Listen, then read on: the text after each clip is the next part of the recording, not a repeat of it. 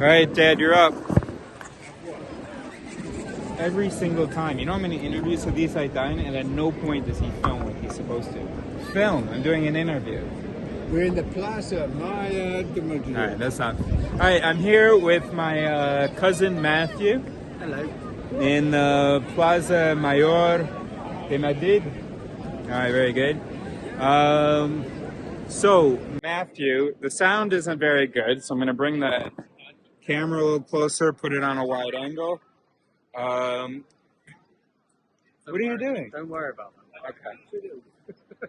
All right, very good. So, can you? I'll ask you about three things, and if you can tell me what you feel like one of them is, that'd be a great start. The mind, the soul, the brain. What is the mind? What is the brain? What is the soul? And your first answer doesn't need to. No answer needs to be complete, but you can just start with key words. So, what is the mind? I'd probably start the other way around. Like I'd say, the brain is the machine. The brain's the machine. It's the physical thing and all the workings in it. Okay. The mind is a bit more of an abstract idea because that would contain like the information, I guess. The information is not contained in the machine. Or should I then ask about the relationship between? Yeah, I don't know. I mean, there's going to be a lot of I don't know here. Well, okay, but I'm doing these interviews for what? It's not about what you know. It's about what you. With the mind, I would say that includes like understanding of Move around. Feelings, maybe. Okay, and the brain, would that also involve feelings? The brain is the machinery behind all of this, I would say. Okay. It's the thing. I mean, I wouldn't say that the brain contains happiness, contains outrage, You wouldn't. contains anger. Okay. It doesn't contain something that says, if this, then go here, and this is, in this brain, this is there is a physical thing called anger there. What if I said it's the machinery that could activate those things? So if we imagine the brain as the machine that activates these things that exist outside of the brain, then the brain, there's some physical activity which triggers the abstract idea activity of the mind? Or produces it? The constructs, yeah. Okay. I guess it has things which it has defined those constructs, yeah. But what if I told you that now, in 2023 already, you could have damage to your brain, and your anger could change, your happiness could change. Yeah, because the machinery's changed. That holds those constructs. Yeah. So the constructs are in the machine. The constructs are fired by the machine. They trigger those constructs. Yeah. Okay. And they're understanding what those constructs entail, what triggers them. All of that data is contained within the brain. Okay. Very good, cool. And then last question then is... Again, even with your question, you're saying, what if I could tell you that now in 2023, that the idea of now is a construct, isn't it?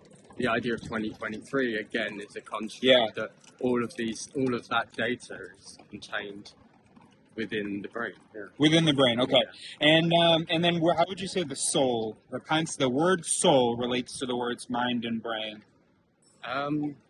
That's a very tricky one. Again, with mind, soul technically is a construct, isn't it? I mean, there's nothing. All words are. There's nothing that you can point to and say, this is my soul. Definitely not. We're in different cultures. You might point here, you might point here.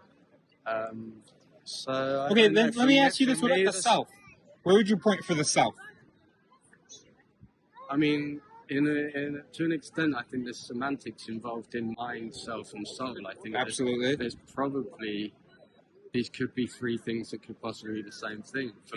For me, my belief, which is not anything more than that, of the soul is life energy, and nothing beyond that. I don't think it is something that is personal to an individual. I don't think it is an individual thing. I think when people say like you die and then the soul lives on, I think that's the energy that is your life force goes and is somewhere and goes into something else, but it doesn't mean that it doesn't contain your personality. Let me just make sure I'm recording it. All right, good.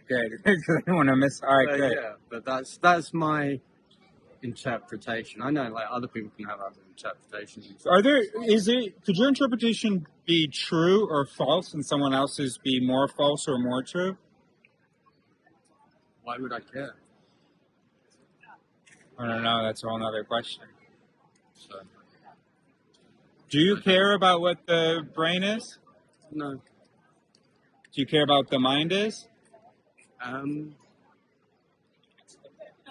interested. Yeah, I mean. But you are a mind, right? I mean, it's not like it's literally the most relevant thing to you. Yeah. Right?